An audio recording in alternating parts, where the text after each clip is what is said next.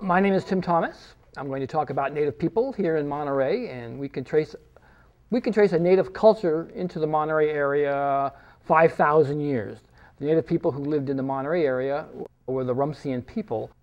Where this museum sits, this site sits on the site of a large Rumsien fishing village, and they would make their living fishing on that bay. In fact, they were the first commercial fishermen out of that Monterey Bay. And if you think about what Monterey was like 1,000 years ago or 500 years ago, it was a land of lots of little lakes. There was lots of fresh water. There were huge herds of deer and elk and grizzly bears. I have read accounts from early explorers coming into the Monterey area, particularly in the fall months. They would talk about bird life. So many birds, they said, they couldn't see the surface of little lakes. Said they could put their hands in the sky and knock birds out of the sky. They would look out into that bay out there, and it'd be so filled with seals, sea lions, stellar sea lions, sea otters. They actually thought that the bay was paved. They wrote into their diaries that the Monterey Bay was like a brown cobblestone.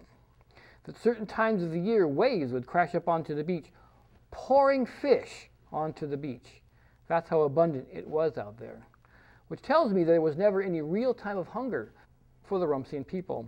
And they would go out into the bay in these beautiful boats made out of tule. Tule are those tall grasses that you see that grow all over the Monterey Peninsula, around the little lakes, all around the Monterey area. And they would fish for everything that was out there. They make beautiful little fish hooks out of abalone shell or mussel shell. They make the fishing line out of a stinging nettle plant. They would use traps, they would use baskets, they would use spears, they would use nets. But what I personally think is the coolest thing in the whole world is that they were the first divers going into the Monterey Bay. I mean, Monterey Bay today is the dive capital of the world. Anybody who comes down here on the weekend and walks along the Monterey waterfront, there'll be hundreds of rubber people down there. But the Rumsien were the first divers going into the bay, and we know that because of burials that have come out of the ground in recent years. And you cannot build a house along the Monterey waterfront without running across a Rumsien burial or two. The males have what's known as surfer's ear, which is a little bony growth that will grow over the opening of your ear if you spend a lot of time in the cold water like the Monterey Bay, which makes a lot of sense. And if they saw an abalone this big, they're going to dive down there and get it. Abalone played a very important part of their life. They ate it. They used the shells to make tools like shovels and bowls. They used the shells to decorate baskets, to make jewelry. And they traded it to other California Indians for things they couldn't get here in Monterey, like obsidian, which is a volcanic rock, which they were using to make arrow points and spear points.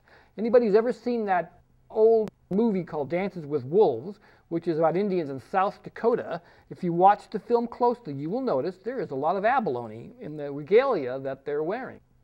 Well, as far as I know, there is no abalone in South Dakota. It's got to get there some way. It's going on these trade routes that starts here in Monterey.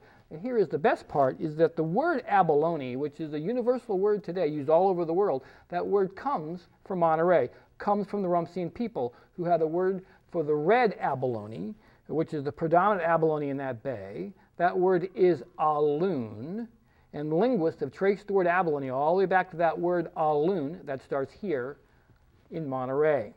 So they were a very complex society that lived here. It was a small population, less than 1,000. They would move from village to village. They had a large village site, we know, where current Monterey Peninsula College is today. Had the smaller village here as a fishing village, and there were villages out in the Carmel Valley area. But they had songs. In fact, they had a wonderful song that they would sing to get rid of the fog, which I think is just a great thing. And as I understand it, if you sing it long enough, it works. They also had wonderful stories. There was a great story that I always thought was very interesting, and it was a story about a whale that swallowed a man down near Santa Barbara, and the whale was swimming up towards Monterey. Well, as he got closer to Monterey, the whale began to feel sick. The closer and closer he got to Monterey, the sicker and sicker the whale got. Finally, he spit the whale out onto the beach in Monterey. Well, when he swallowed that man in Santa Barbara, that man was brown. When he spit that man out on the beach in Monterey, that man was white. And that's how white people came to Monterey.